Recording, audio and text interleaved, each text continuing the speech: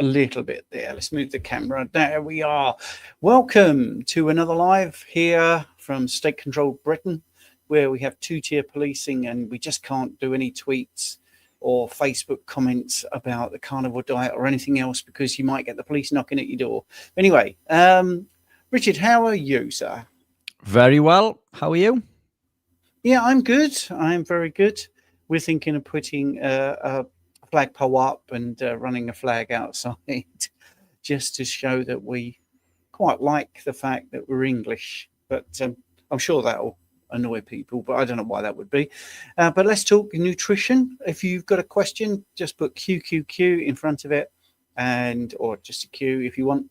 And we will look at your questions and we will answer them live. If you do a super chat, that gets you moving ahead of the queue. So if you feel like time's pressing and you really want your answer, that's the best thing to do. Right, we'll go straight to the first question then. And it's a little bit interesting how it's been written. From Bill, evening, both carnivore 6 months, no dairy, last 18 days, lion 1 week, trying to solve trapped gas and burping. HCL gave me D, which I'm assuming is diarrhea. Trying probiotics, S. Bulliardi now. Any thoughts? Vitamin C flush, possibly SIBO? Carnivore 6 months, no dairy 18 days, which is fantastic. Lion 1 week, trapped gas and burping. HCL give me diarrhea. Okay, so Bill, what we could try to implement is increasing the stomach acidity with zinc. Zinc and taurine work very well together in regards to increasing the stomach acidity, the bile production and bile reabsorption. HCL give you diarrhea. Yeah, I mean the zinc's a pretty important tool. The form that I tend to use is picolinate. This tends to derive around a quarter of or a fifth of elemental zinc from per 100 grams. I would aim for around 15 to 20 grams per serving, about 20 to 30 minutes prior to meal. I'm not a fan of vitamin C flushing. SIBO, quite possibly, if it is, obviously this diet is probably the best port of call. You could try C8 MCT. C8 is one of the most, in fact, it is the most antimicrobial substance available at doctor's prescription. And it's a potent combater of things like small intestinal bacterial overgrowth. What else can we do there? We could try to increase meals, Bill. So if you're consuming 1 meal a day, maybe try 2 or 3 with smaller meals. Trapped wind, it could be mast cell activation from histamines. So if you were consuming things like ground beef or minced beef, then maybe try to gravitate away from them for a little while and eat the beef as it comes in its steak form. The issue with ground beef is that it's higher in histamines because when we grind it, it increases the surface area, and the bacteria on the surface area, they feed on the amino acids which are being broken down. One in particular is histidine, and this creates histamine. Now, when this happens, this can cause mast cell activation when we eat our food, leading to things like trapped wind, and so on and so forth. I mean, that would be my protocol. I'm not against probiotics. I would probably work towards a digestive enzyme over a probiotic because your gut microbiome is going to be geared up to the environment that you put it in. Eventually, the Firmicutes and Bacteroidetes phylum are going to shift in favor of the proteins and the fats. But you can fast track this with digestive enzymes like serrapeptase, for example, if you can still get it. But there are digestive enzymes, lipase, and things that you can use for fats and proteins. That would be my first protocol. I'm not against the probiotics, but we need to make sure that we're feeding the gut the type of bacteria essentially that we want it to be fed on moving forward, not just in the short term. Any thoughts, Steve? Yeah, well, one of the things I would always ask, a very simple one, is are you having sparkling water? Because the carbon in the sparkling water can produce gas and make people burp. Although it seems very innocuous and inoffensive, it certainly does for me if it's too fizzy. Because anything you ingest, your body has to process. So if you ingest carbon dioxide, then that will go into your stomach and become carbonic acid and will produce gas. So it could be as simple as something like that. But everything you said, Rich, I 100% agree with. And I think hopefully that's something to go on, I think, now, don't you? Yeah, I think that's plenty. I mean, it's any further advice with that, Bill? I mean, you feel free to book either Stephen or myself for an in-depth consultation. We can really get into the weeds and break that down for you. But yeah, I think there's probably plenty to go on with from there. Brilliant. Okay, we've got a two-parter now from Tulu. Hi, 14 months eating pretty strict on this one. Just back. Got my blood test, triglycerides still high at 2.32, HDL 2.45, GGT 170, ferritin 299, CRP 1. Liver enzymes have dropped down to normal, which is really good. GGT is sort of a liver enzyme, really more about the movement of bile rather than the liver itself. But it'd be nice. It's nice to know that all the liver enzymes are good. But the second part of the question is pretty much a repeat. But why has my GGT gone up on this way? Thank you very much. Because your cholestatus is when you look at the bloods, you have four.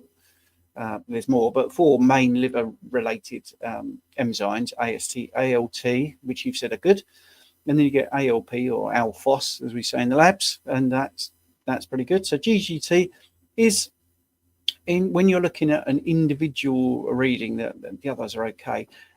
It could be the fact that your bile production is slightly up because it is about movement. So I don't want to use the word sludge, but all the other sort of influences do. When your bile is beginning to sort of become more viscous, some people feel that if you've not been eating this way for a long period of time, your gallbladder and your production of bile can be a little bit sludgy. And I think when you start to eat this way, it starts to improve. So I don't think it's a particularly troublesome thing because everything else is going well. CRP looks very good as well. But you are going to be increasing your fat going around your system, and the liver is part of that. So with everything else, it is sort of red herring, really. I think you're worried, whereas all the other things are great. So it could even be sort of at that moment you weren't very well hydrated. Maybe your fasted period of time wasn't 12 hours, but I think it's just the increased bile flow demand, because that's what GGT is normally associated with when it's the only thing that's up and all the other ones are all really good. But I'm sure Rich might have something to say. Yeah, again, I think you're right, Steve. It could be a blocked bile duct. Maybe your lifestyle prior to this was very low in choline and saturated fats and taurine and the compounds that are used to produce and flow the bile. This can lead to bile duct blockage. So potentially that could be an issue there. The CRP, which is one fantastic. The one that stands out for me is the triglycerides. Look, I mean, we tend to use what we call the triglyceride to HDL ratio. We take the triglycerides 2.32 and we divide them by the HDL 2.45. Anything below 1 is pretty good, which that is obviously.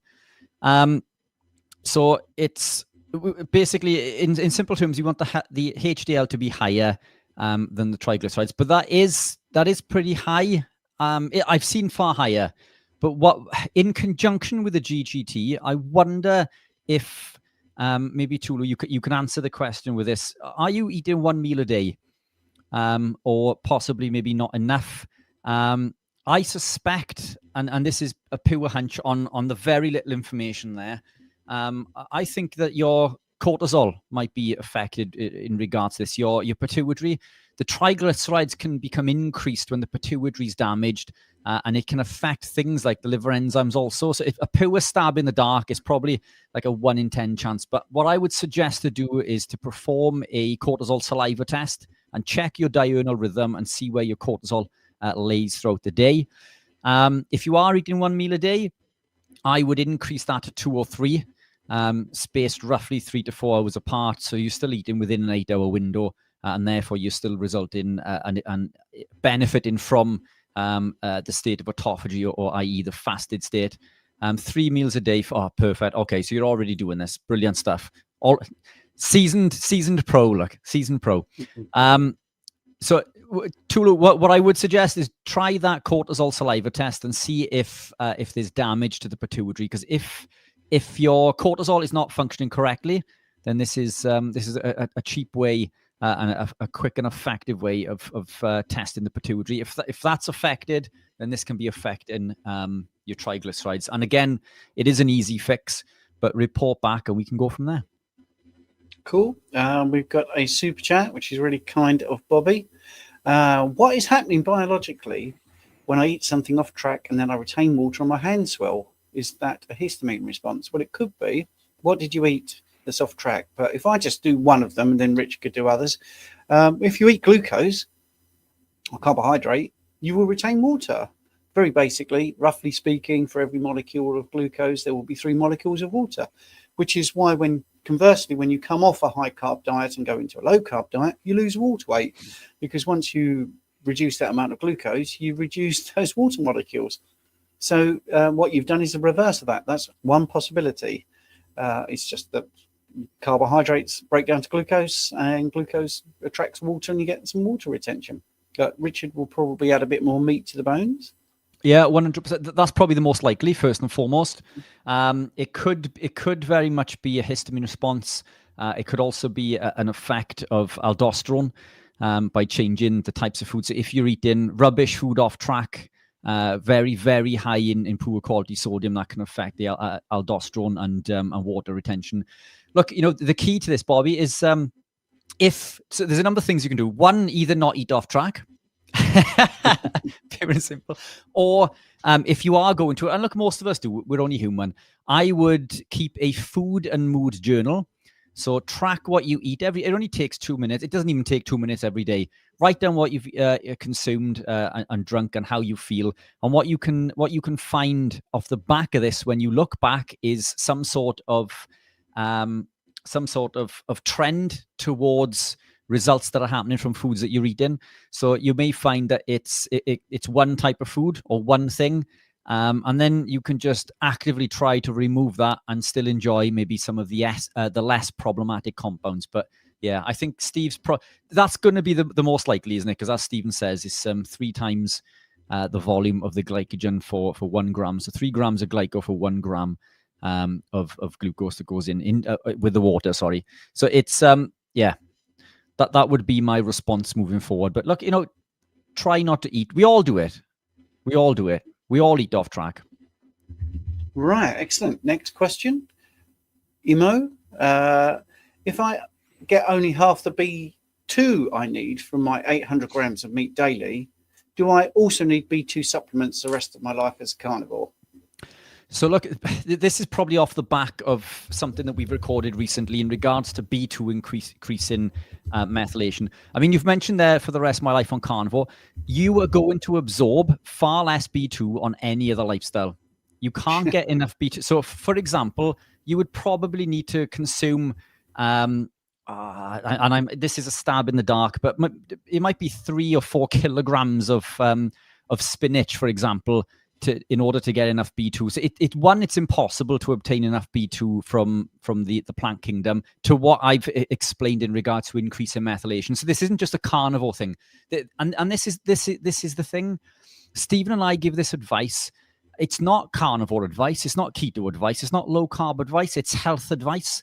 This is health advice. And I've tried to even change the title of the live that we do and try to put it more towards health and well-being, because this isn't about being keto, low carb, carnivore or other. This is about health and well-being. It just so happens that animal proteins are by far more bioavailable than any of the vitamins and minerals that we can obtain from plants. And that is a fact.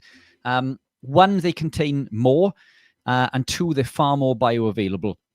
And I'll give you an example in regards to B6, which is required for the production of glutathione, the body's master antioxidant. Lots of B6 in plants is bound to glucosinogenic. What is it? It's not glycosemic. What is it, Steve? I don't know what you're trying to say. Yeah. I'm getting flustered with my words. It's bound. It's basically in a glucose form to vitamin B2. Okay. It's in the plant form pyridoxine glucoside. There we are. It was it was in there. Pyridoxine glucoside. So pyridoxine is B6. Glucoside is the plant form. So it's bound to plants in pyridoxine glucoside. Now, most of this is inaccessible by the human body under normal states.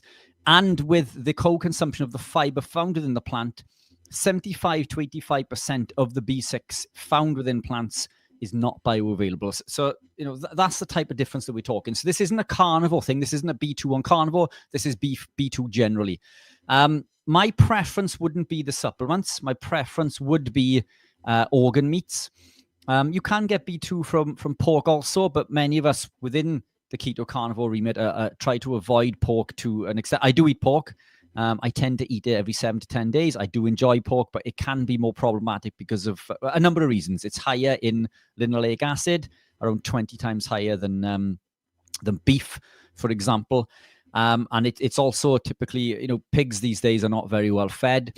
They're not roaming free. They're not the way that they're meant to be, and they're grain fed. So there are reasons to avoid pork, for example, for B2. But organ meats, beef liver, lamb liver, which I'm really enjoying recently, heart, lamb heart, ox heart, also very high in B2.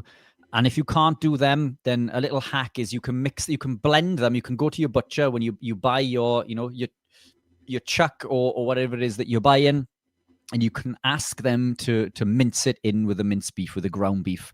And then you'll get a big injection of all the vitamins and minerals that you need, and you can barely taste it when it's blended into your ground beef. 800 grams. So, basically, if you do methylate slowly, you are going to struggle to obtain enough B2 just from muscle meat alone. So, as I say, my preference would be the organ meats. If you can't do that, then a B2 supplement is going to help. But make no bones about it, this isn't about carnivore. You are obtaining and accessing, absorbing more vitamin B2 living this way than you would be on any other lifestyle. Absolutely.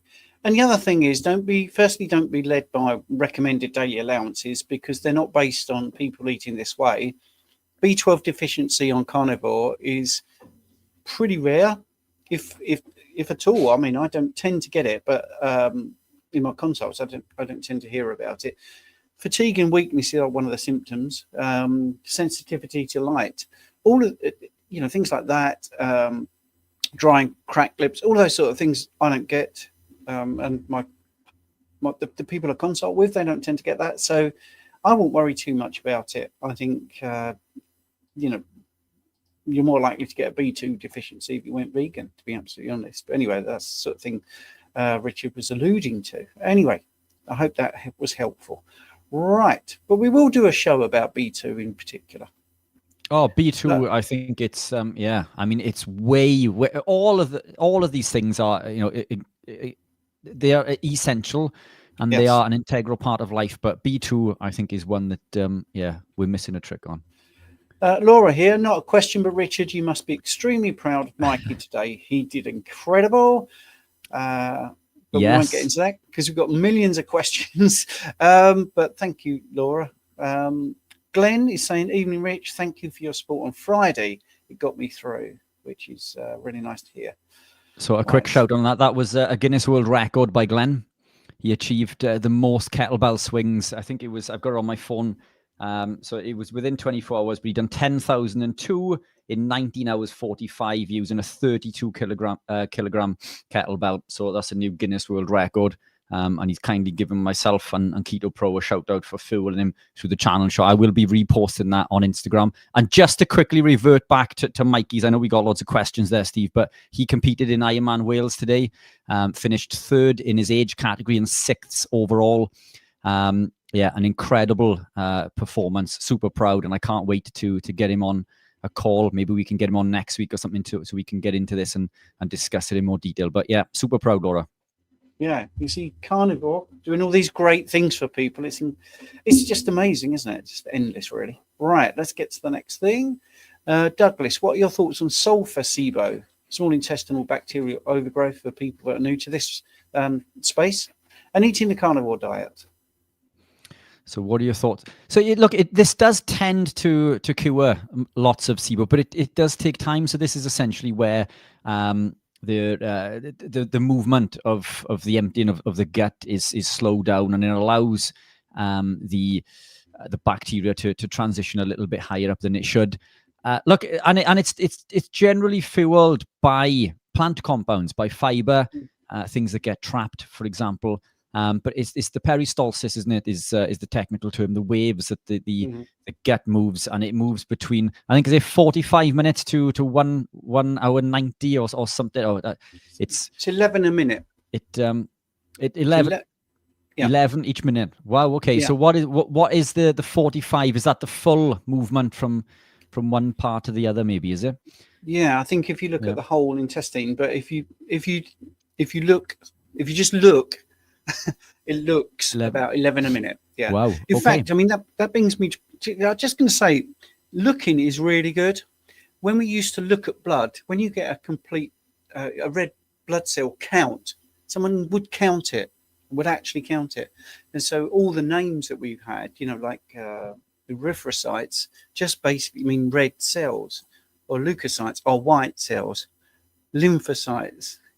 Lymph is sort of clear, so it's clear water cells. So sometimes just looking is the best thing. But yeah, it's about 11 a minute, which is incredible, isn't it? So I mean, if we affect that, this is what these drugs do, isn't it? These new drugs that are coming out, right down. They slow it right down, which leads to paralysis of the body's ability to remove these compounds.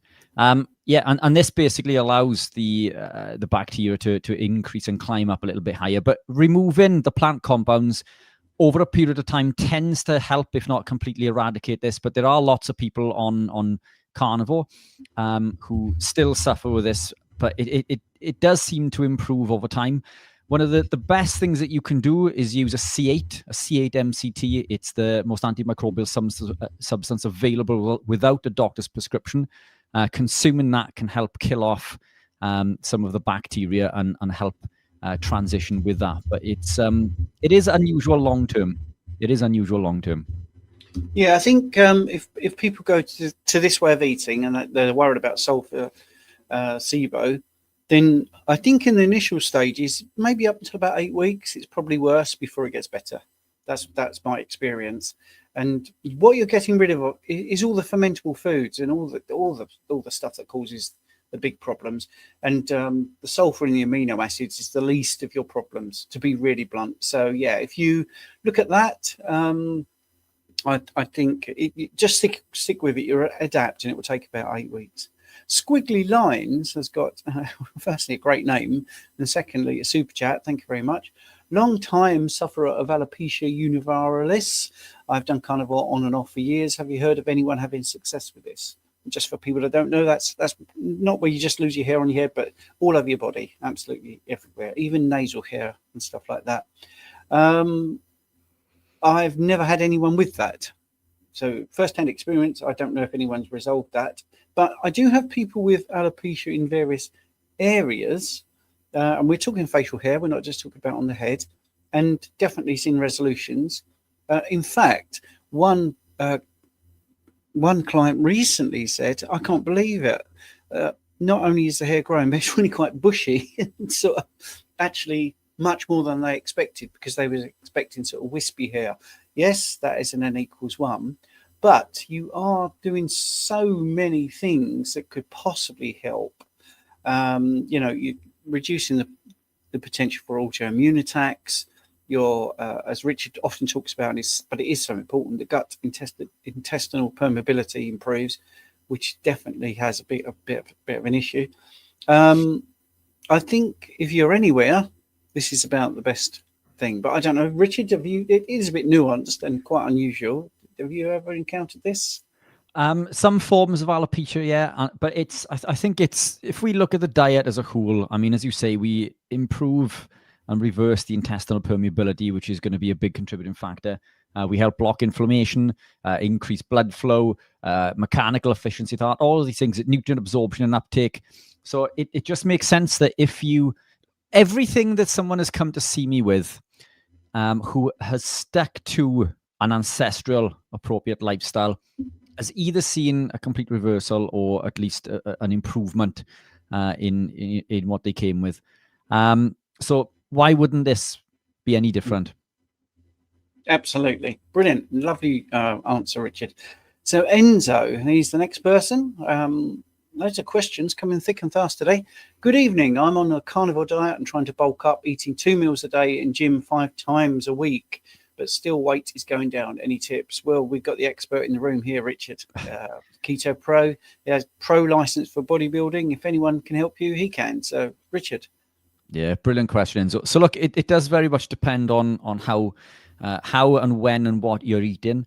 Obviously, if you are under eating, then you are going to lose the weight. But what weight are you losing? It's probably body fat. And this is typical of somebody gravitating into a low carb, ketogenic, or carnivore based lifestyle where they tend to eat a lot of food, but because they are not eliciting a high insulin response, then they are losing body fat. Now, typically that body fat is unwanted body fat. The body's finding its natural level of homeostasis. So, I wouldn't be concerned. I don't think you're losing muscle, providing you're consuming in fact, the lower end to this is 0.82 grams per pound of body weight. So if you take your body weight in pounds and divide that by 0.82, that's the amount of grams of protein that you need to heal, build, repair, and grow. So Stephen and I use 1 gram per pound because protein is the one thing that we can overconsume. Protein is quite literally the building block for everything, not just muscle protein synthesis, but all protein synthesis. So make sure you're consuming enough protein. I would aim, if you're trying to bulk, for maybe somewhere between 1 and 1.5 grams of protein each day per pound of body weight. So, and this isn't, I spoke to a client recently who came to me and said, look, I'm eating well over 1 gram per pound. And we went through the numbers, and the numbers they give me, yeah, they were, until I looked into the grams of protein that they calculated was the weight of the meat. So 100 grams of animal protein does not contain 100 grams of protein.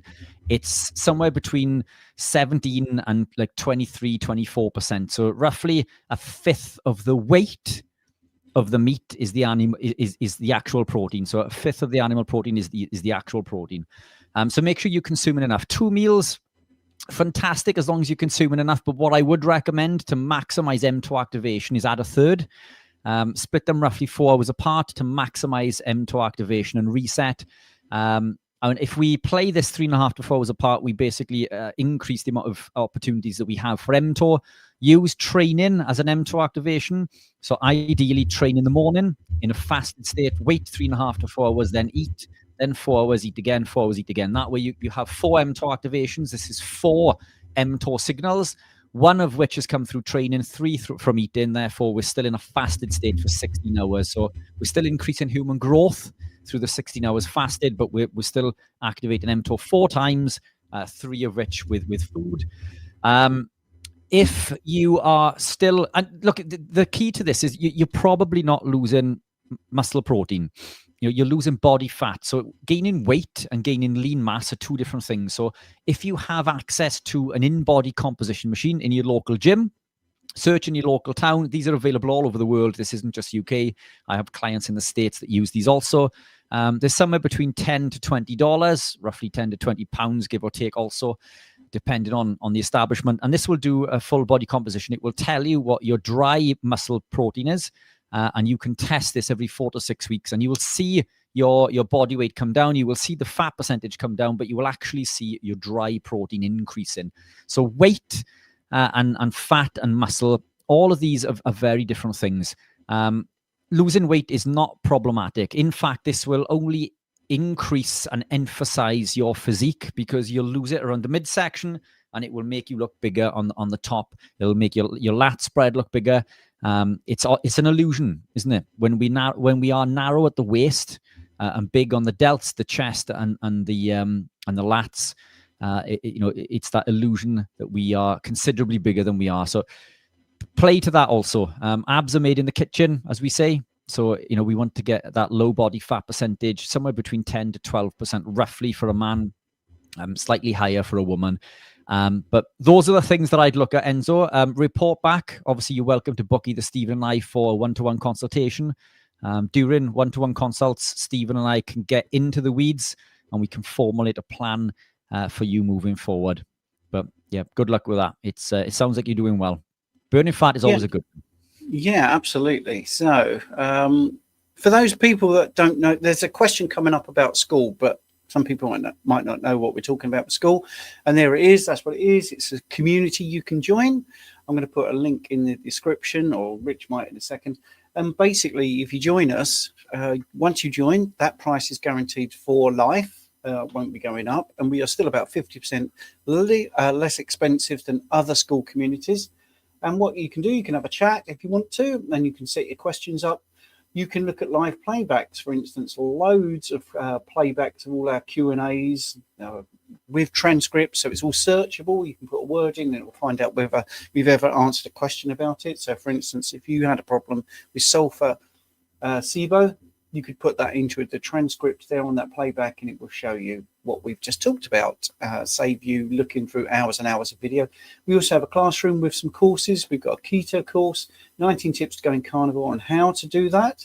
We have things about thyroid, dairy, fruit and veg, protein, all with ebooks and videos, problem solving. 3 of my books are there. When you get to level 8 and Fat Club, that's 60 days, a daily guidance if you're just starting out, or if you want to go back to basics and find out about things like the thyroid ebook. It is just amazing. There's so many resources there. And then the calendar, of course. So you can see that we do lots of live Q&As. We do one on a Monday, we do one on a Wednesday.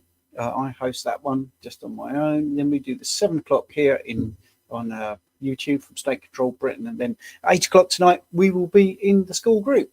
Well, this week there's been 1 hour, 2 hours, 3, 4, 5 hours of live Q&As. So really good resource for you there. So anyway, that's what school's about. And I'll stop sharing that. And if you want to join, there is a link there. But anyway, stick with us for the next half an hour. We're going to go back to the questions and enough of this talking about everything else. And this is, I think this might be more suited for you, Rich, because it's talking about headaches, something that you've had a few of in the past. Before switching to carnivore diet, says Marek, I had SIBO and histamine intolerance. Now I feel better, but I still have problems with headaches after meals and feeling unwell. Any advice? Thank you.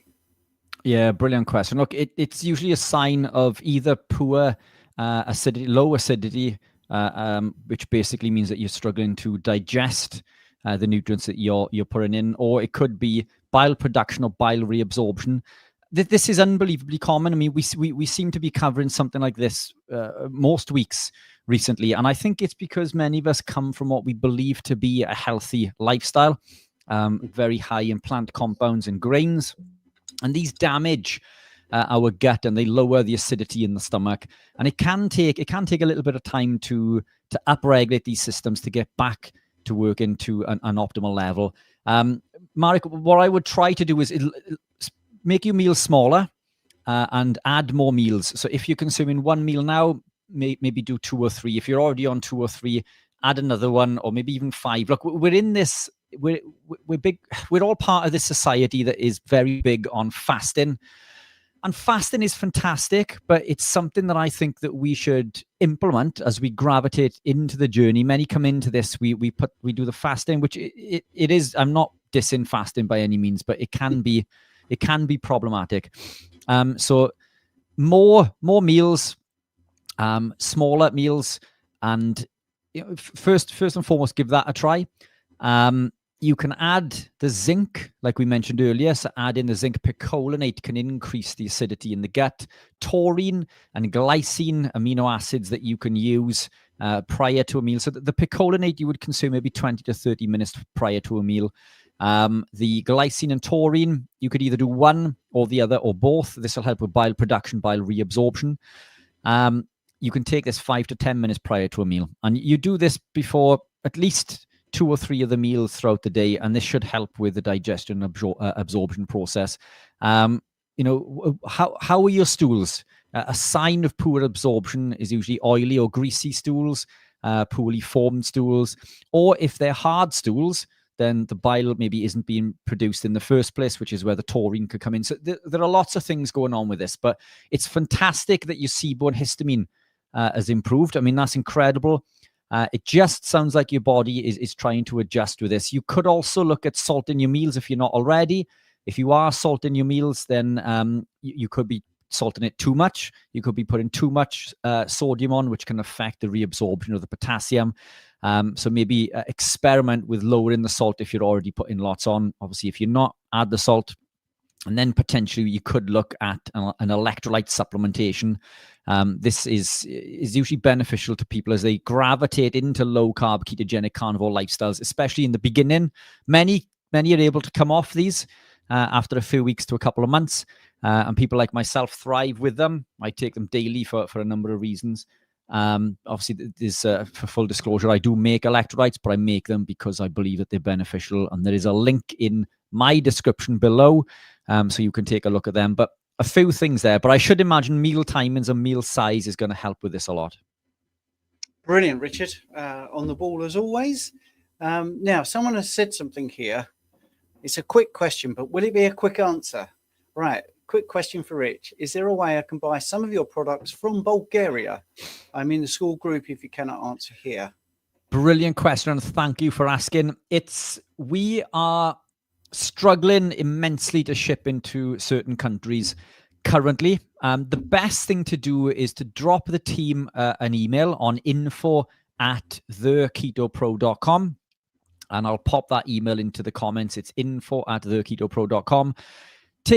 Drop them an email, ask them if we can ship there. They will let you know immediately. What you could also try as a quick fix, add some items to the basket, proceed to checkout. If the checkout allows you, then we ship there. We've recently gone through the whole web and we've restricted certain countries because some countries are incredibly strict on what we put in.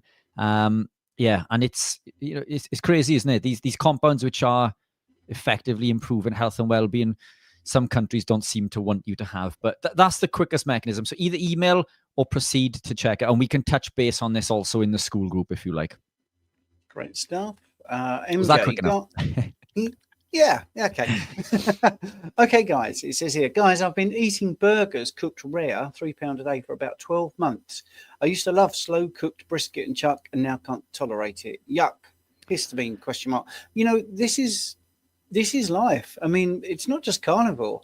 Many people go through periods of life where, wow, the best thing they ever had was bananas, and then they go off them or whatever. So firstly, don't ever think that what you're eating, you're different on carnivore because nobody else has these cravings or these dipping in and outs and fads, and your palate definitely changes.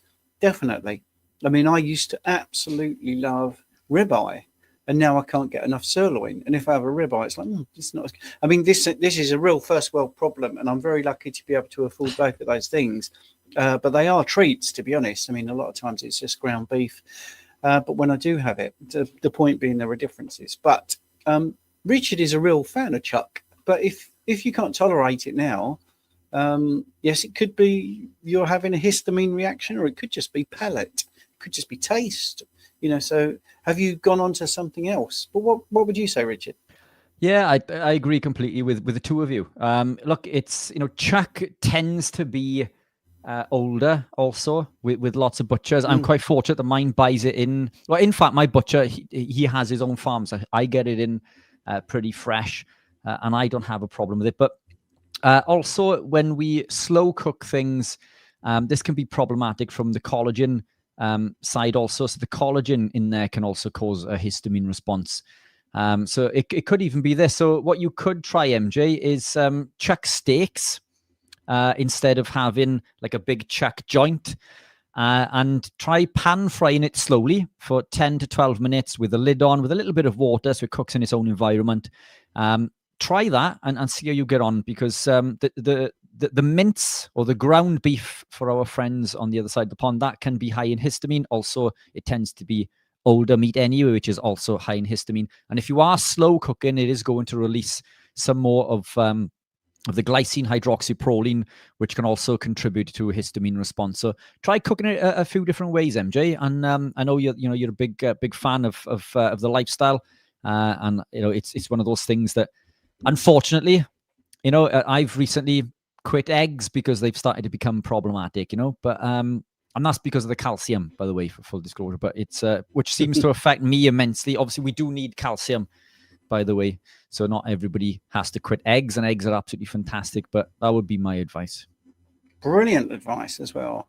Kev B, son has persistently high iron levels, potentially hemochromatosis, waiting results. Already cut out all the iron in rich foods, vitamin C, alcohol. Is carnivore or meat heavy diet still advisable? Absolutely, definitely. I would be interested in what is deemed persistently high iron levels, because I'd be interested to see the iron panel to get the diagnosis correct. That would be the first thing. So is that looking at serum iron? Is that looking at ferritin? Is that looking at the TIBC, total iron binding capacity? Is it looking at transferrin saturation? Hopefully it's looking at all of those things. You should also be looking at copper, because actually you need copper. When you go on to carnivore, in fact, it's going to be hugely different. And we'll talk about the vitamin C, and I'll also mention why I talk about copper. Because when you have iron from from plant foods, or non-animal sources, I was going to say, it's a non-heme iron. It's not heme iron, which is what we want. We want to make it bioavailable. So you need a lot of vitamin C, because the ferroreductase enzyme, that one, what we're talking about, vitamin C ferroreductase, needs a lot of vitamin C. So you could be finding that actually you're overloading your son with iron in the wrong form, and the body is really struggling, which is where the vitamin C supplementation comes in. But vitamin C supplementation might not be firing up the enzyme. So what happens is the Fe3 plus, which is the ferric iron, has to become Fe2 plus. Well, that's exactly how it is in meat. So that first stage is really critical. So when you get iron from this way of eating, you need a lot less vitamin C, and there's a lot less processing. Once it goes through the cell and then wants to get into the bloodstream, there is an enzyme called hephaestin, which is copper dependent. So is cerebral plasma, plasmin, sorry, and that goes along in the bloodstream, and that also can reduce and affect iron metabolism as well, when it actually takes it from Fe2 back up to Fe3, actually, which then transports the iron in an effective way. So you need copper at that stage to get it back into transport. So there is a lot going on when you're looking at iron in the wrong way from plants and the right way from animal sources. But this is where many people are a bit worried about copper for the reasons normally associated with Paul Saladino. It doesn't seem to understand all this. So you need some copper in your diet. I'm not saying to go and supplement with copper, but I really would like to see the bloods and see where the hemochromatosis diagnosis has come from, because that would be also a genetic assay, and even they are wrong. There's still about 15 different ways that can be wrong. So anyway, a little bit of a high horse, but anyway, Richard, did you want to add something now? I think you've nailed it. Look, as you say, that the different forms act very differently within the body, and generally we see people thriving on meat heavy diets, when they remove the other compounds, and that is critically important. We can't these studies that we see increased levels of iron becoming at a toxic level, they're typically diets that are high in iron sources from plants, for one, but the ones that are high in iron sources from meat also consume lots of plant compounds. So grains and nuts and seeds, as well as the spinach and kale. We see a very different thing in a whole animal based diet, and it's I don't see it to be a problem. One client I've had ever, I think, that has had a problem that needs to be, but it is a genetic issue also. But he also maintains the lifestyle heavily meat based, even with a genetic predisposition. Yeah. Well, yes, having the genetics does not mean it's going to be a big problem, because there's still epigenetics at play. Right. So Marek has thanked one of us for the advice. I never know which channel is getting the super chats, but anyway, thank you for that. That is really helpful. Right, Neil Franks. This is one that always gets me because people are worried about linoleic acid as omega-6. How beneficial is it really? Mainstream media says it benefits us by reducing cardiovascular disease. Is that true?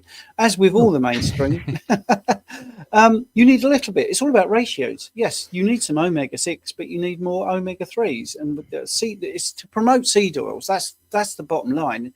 And the ratio in seed oils is literally completely the wrong way around. There's much more inflammatory damage from omega-6s, but you do need a little bit of that because the inflammatory process can be the healing process. But they're not good. They're not good in the way that the mainstream is talking about it. Certainly not good in seed oils. But anyway, Richard, go on. Yeah, 100%. Look, Neil, the reason that we're told that seed oils or linoleic acid, vegetable oil, seed oils are beneficial is because they artificially lower our cholesterol. Now, on the face of it, that may sound like a good thing, but it is not. Low cholesterol has been associated with increased risk of cardiovascular disease. I'm going to say that again. Low cholesterol has been associated with increased risk of cardiovascular disease. Cholesterol is a compound that is essential for life. If we fear that consuming these saturated fats increases our cholesterol because apparently these fatty acids via a pathway called the mevalonate pathway, HMG-CoA, increase our cholesterol, which is untrue. Cholesterol is actually increased in the body by something called acetyl-CoA, which is also a byproduct of glycolysis or sugar breakdown. So therefore, in simple terms, what I'm saying in simple terms is you can make cholesterol from sugar just like you can make it from fat. And the interesting thing is if you were to lower the foods that are high in cholesterol, your body will make more because it's intuitive. It makes more because cholesterol is protective. And this is a fact, by the way. A big study on the BMJ covering over 68,000 participants, representing 92% of the participants showed an inverse association with high LDL and all-cause mortality. In other words, the higher your LDL, the lower your risk of death. Now, the seed oils, which are high in an oxidized omega-6 called linoleic acid, they are oxidized. They cause oxidative damage. These damage our cholesterol particles via a NOx pathway. So via a certain pathway, basically an advanced glycation end product, which is created by an AGE from these oils, creates damage and an oxidation to LDL particles, which basically damages them. And this is where the problem begins. Now, if we were to remove seed oils, nut seeds, and lots of plant compounds, we see our cholesterol levels increase. And this isn't because they're increasing. Eating the foods have not caused an increase. What has happened is we've removed the fake plant sterols and stenols, and now the body's returned back to a natural physiological level, which basically means that when we consume these compounds, they look so close to human cholesterol that the body stops making it because it thinks it has enough. But in there lies the problem. So in short, in my opinion, I'm sure Steve will agree that high levels of oxidized omega-6 linoleic acid is not beneficial for cardiovascular disease. In fact, the research shows quite the opposite. Yes, it's propaganda, basically. Sorry, not what Rich just said. All this stuff about omega-6 is being good. Absolutely not. Right, Enzo. Oh, we've done this one, haven't we? About bulking up for Enzo, eating twice a day. Yes, that's come up twice. Well done, YouTube. I'm popping that one up for me. Right, Helen Hot Stuff, which is still, I think, possibly my favourite name at the moment. Hi, gents. Tips on how to mitigate any negative effects working permanent night shifts. I currently eat a few hours before shift, nothing overnight, then eat breakfast, which, you know, if people are not aware, your circadian rhythms are so important. And permanent night shift, when we look at any health studies, if anyone studies those on permanent night shifts, they have more problems. I would add my 2 penneth because I think this is actually good for anyone trying to sleep. I would make sure that there is complete darkness. So even if you're not doing night shifts, this is good advice. But particularly if you're doing night shifts, this is the best advice. So things like blackout curtains. Some people wear eye masks. I can't cope with anything like that. Yeah, I definitely have blackout curtains, and it really does help for a good night's sleep. Many people also have the temperature a bit too much. So if you're in the UK, it's 65 to 68 degrees Fahrenheit seems to be a good temperature, 18 to 20 degrees centigrade for other people. Rich will have loads more. I would definitely have a do not disturb protocol. So I would make sure that people aren't going to be ringing your doorbell, knocking on your door, ringing you. I wouldn't have the phone in the room. I would definitely make it a place where when you go to sleep, you go to sleep. And everybody knows, whether if you've got children or a partner, don't wake me. And during your working hours, well, you've got a problem. I mean, Rich and I do this. Neither of us want to be looking at a screen on Sunday night. I can see my eyes now. They look. Yeah. I'm struggling. I got the blue light, which is the opposite of what we should be doing. But so the things we do.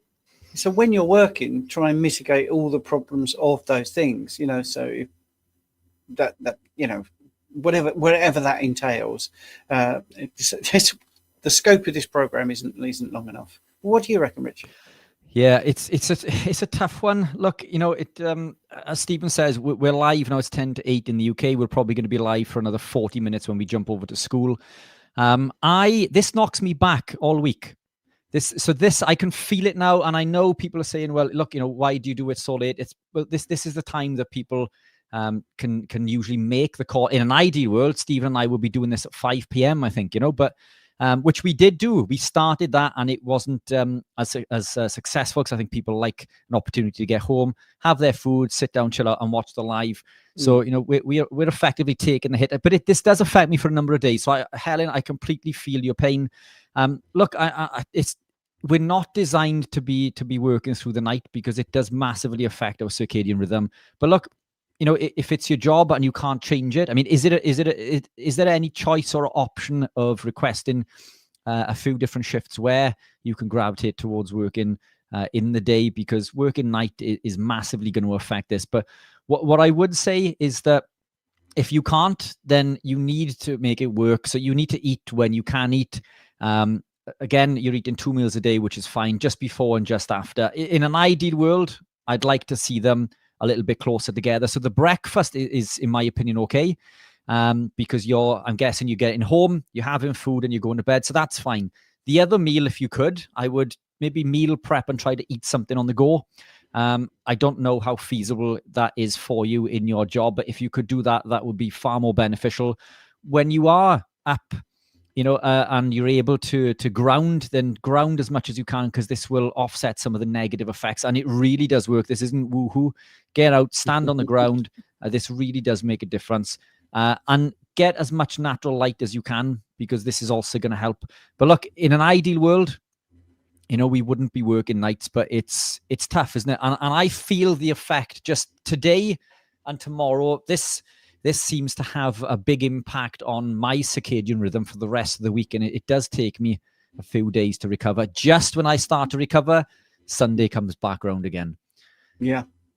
Both Richard and myself dread this at late night thing, but it's worth it. It is worth it. I love it. I think we love it, don't we? But it is tough. It's hard. Yeah. It's hard on your health, definitely, without a shadow of a doubt. Charmaine, this is such a subject I really don't want to touch on all the time, because I do like Sarah Myhill, who is the most wonderful person, apparently the most complained about general practitioner, but not by patients, by the establishment. So I take my hat off to her. So I really like her, actually. And but she does hang on to this vitamin C thing. On this way of eating, there is vitamin C in the diet. There's enough vitamin C in the meat. One of the reasons we don't need so much is what I just spoke about, is iron. And because we have a heme rather than non-heme, so you need less vitamin C. So Cam is in the room. She takes vitamin C. She's somebody who always tells me off for saying this, but I don't think we need to supplement with vitamin C. I think we have enough in the diet, and there's also mitigating things about vitamin C competition with the GLUT4 transporter. Well, that doesn't happen because we're not eating lots of glucose. So I'm not a big fan. And also LP-little-a, all the things that vitamin C does, LP-little-a does, and better. And that's what actually happened 20 million years ago, when the gene, the GULU gene, which always makes me laugh, for synthesizing vitamin C, amongst us, primates, not actually Homo sapiens, but when there was an abundance of fruit, we switched off the gene because we didn't need to ingest it anymore. We didn't need to, make it anymore because we were eating it. And LP(a) stuck around in the background. And then when there was another catastrophe and all that fruit and the greening of the planet stopped, because despite what everyone tells you about climate change, the planet 20 million years ago was hotter, and it was even hotter when it was cooling. We stopped all the fruit production, but we didn't switch the gene back on, neither did the 4 or 5 other animals that switched off. We stuck around because LP(a), because of genetic expression, did the job better, which we find in clinical studies. We see that if people with brain bleeds, they do better if they have high levels of LP(a). There's less cancers. A 2012 study in Japan showed that those, and the way they wrote the study was really frustrating, because they said that the higher rates of cancer and the higher rates of mortality, which means people dying, were surprisingly represented by people with low LP(a). So I don't think we need vitamin C at all. Yeah, I agree. Look, the studies on vitamin C are not very robust, and in fact, they actually show toxicity. And maybe I'll pull them out for next week to show, because look, vitamin C is part of the diet. It is found in meat. A 12-ounce beef steak, for example, contains around 12 milligrams. And as Stephen says, the less carbohydrates we consume, the less our body's requirement for vitamin C, because of the competition for the GLUT4 transporter, and also the conversion of non-heme iron into heme iron. On top of this, if we look at vitamin C found in plants, so kale, for example, is abundant in vitamin C. There's more vitamin C in kale per 100 grams than there are in citrus fruits, but the body can't access an awful lot of it because it's bound to something called a flavonoid. The flavonoids within prevent the absorption. So therefore, when we're on a plant-based diet or consuming carbohydrates and plants, then we need to consume more and more and more vitamin C, because even less still is being absorbed. But when we remove these, the absorption of true vitamin C is adequate. You know, I've 12 years carnivore and I'm still waiting to suffer with scurvy. I'm not against vitamin C, but I do think that high levels can be toxic and they do lead to oxalate production. So we do need to be careful on excessively high levels of vitamin C. If you want to supplement, that's fine, but I wouldn't supplement with too much. And I do believe that there is no requirement to supplement, at least in most cases. Excellent. And the last question is going to come from Herbert. But Cami put me right. She doesn't take vitamin C. She has lemon juice, which contains vitamin C. And that stops bleeding gums. But you see, when you get into things like that, I would be very interested in looking at platelet aggregation and doing some PT and PTT tests and looking at what's going on there, Cami. Really, seriously, I'd love to get to the bottom of that. I don't think it is vitamin C. But anyway, that's a good fix. It works for you, so that's good. Right, the last question. Herbert says, hi, Rich. Last shipment costs to Slovenia raised from 26 euros to 45 euros. Is that an error? Will those costs be lower when you start to ship from EU warehouse? Thank you. And when? Yeah, great to hear from you, Herbert, and fantastic question. Big supporter of the channel, big supporter of school, and also big supporter of Keto Pro, so thank you.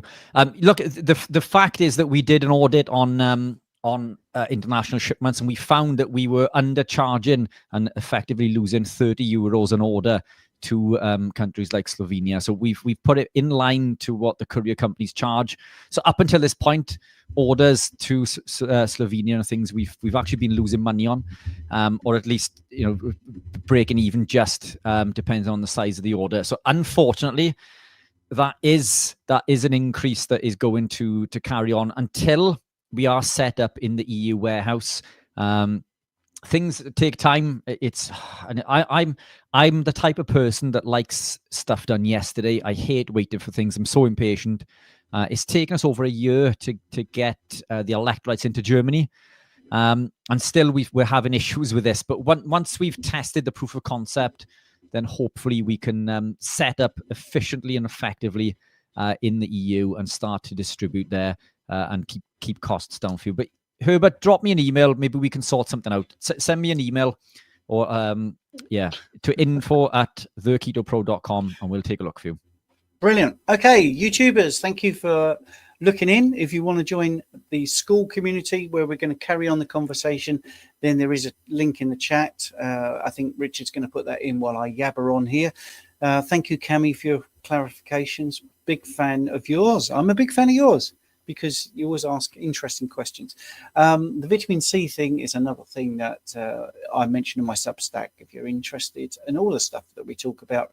Richard talks about on his wonderful YouTube channel. If you haven't subscribed, make sure you go over there and subscribe and follow. Make sure you follow him on Instagram, because it's fabulous, the content he's coming up with.